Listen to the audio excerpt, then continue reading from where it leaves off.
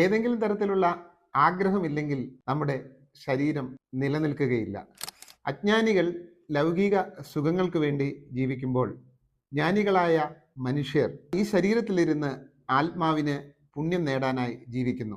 രാവണ നിഗ്രഹം കഴിഞ്ഞ് ശ്രീരാമചന്ദ്രനും ലക്ഷ്മണനും കൂടി രാവണന്റെ കൊട്ടാരത്തിലേക്ക് ചെന്നപ്പോൾ രാവണ മാതാവ് ഇറങ്ങി ഓടി. ഇത് കണ്ട ലക്ഷ്മണൻ ശ്രീരാമചന്ദ്രനോട് പറഞ്ഞു, നോക്കൂ ജ്യേഷ്ഠ, ആ സ്ത്രീയുടെ കുലമെല്ലാം മുടിഞ്ഞു, എന്നിട്ടും ജീവിക്കാനുള്ള ആഗ്രഹം കൊണ്ട് അവർ ഇറങ്ങി ഓടുന്നത് കണ്ടില്ലേ?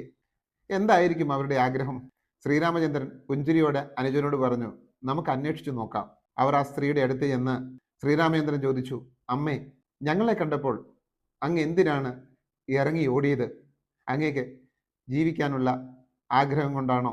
അപ്പോൾ ആ സ്ത്രീ പറഞ്ഞു, മരിക്കാനുള്ള ഭയം കൊണ്ടല്ല ഞാൻ ഇറങ്ങി ഓടിയത്. ഇത്രയും കാലത്തെ എൻ്റെ ജീവിതം കൊണ്ടാണല്ലോ എനിക്ക് അങ്ങയെ കാണാൻ കഴിഞ്ഞത്.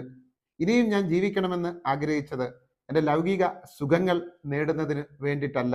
അങ്ങയുടെ പരമപാദത്തിലെത്താൻ ഭഗവാന്റെ ലീലാവിലാസങ്ങൾ കണ്ട് പുണ്യം നേടണം എന്ന ആഗ്രഹം കൊണ്ടാണ് ഈ ശരീരത്തിൽ ഇനിയും ഞാൻ ജീവിക്കണമെന്ന് ആഗ്രഹിച്ചത്.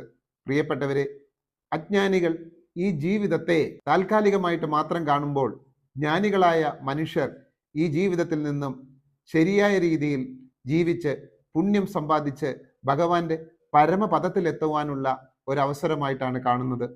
നാം നമ്മുടെ ജീവിതത്തെ എങ്ങനെയാണ് കാണുന്നത്? അതാണ് നമ്മുടെ ജീവിതത്തെയും പ്രവൃത്തികളെയും നിശ്ചയിക്കുന്നത്.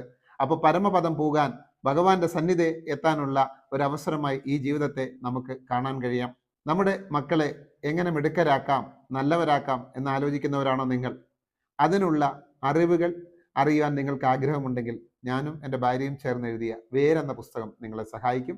കോപ്പികൾക്ക് ഈ വീഡിയോയിൽ കാണുന്ന നമ്പറിൽ നിങ്ങൾക്ക് ബന്ധപ്പെടാവുന്നതാണ്. Thank you.